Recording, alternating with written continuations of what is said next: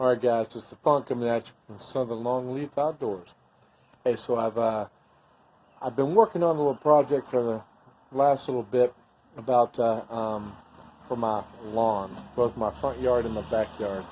And I don't like grass because I grew up in Florida and I had to cut it twice a week. And so, long story short, I have started a clover project in my yard.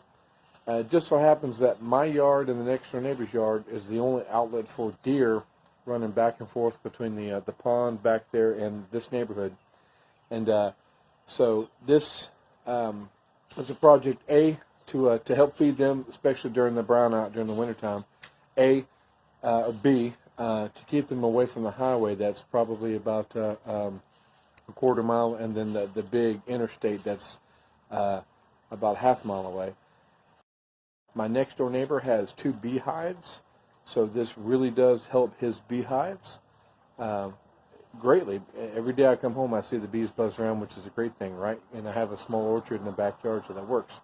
And also the deer. The deer love the clover. They don't have to venture far towards the highway.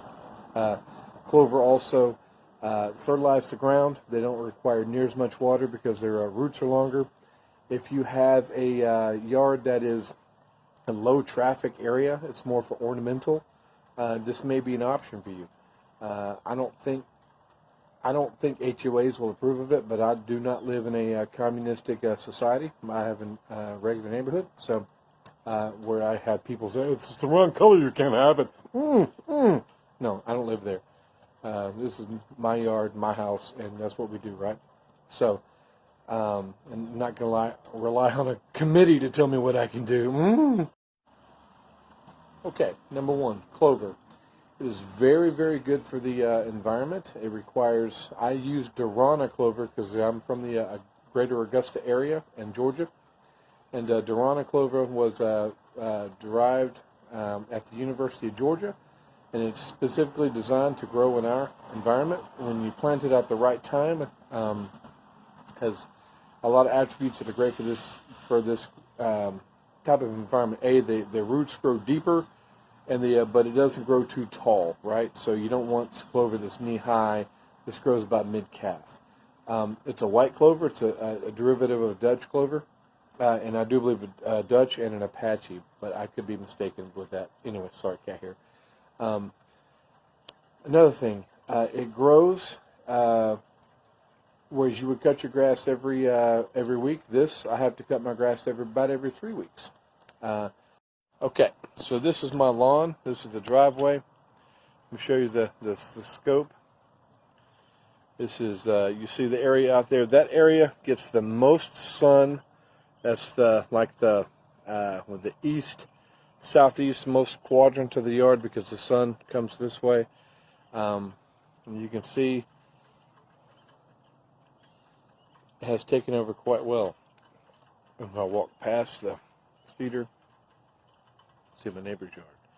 So the clover is doing quite well. Hold on, and I'll get. Okay, this is a close-up of the clover. This is right here by my front stoop, and you can see that there are still some weeds, like for instance this one, but it is slowly but surely choking them out. And as long as you do not have a high traffic lawn, which I do not. I mean, my front lawn is honestly ornamental. It is going to do pretty well. You can see there are some thin spots. It hasn't quite taken over yet, but this is my, you see this strip right here, right? And then as you go this way, it turns more into, you can see where the clover is really taking over. This is my attempt to help with being green, as in I'm not using my gas-powered lawnmower as much, and I'm not using as much water as the neighbors who have their golf lawn. And B,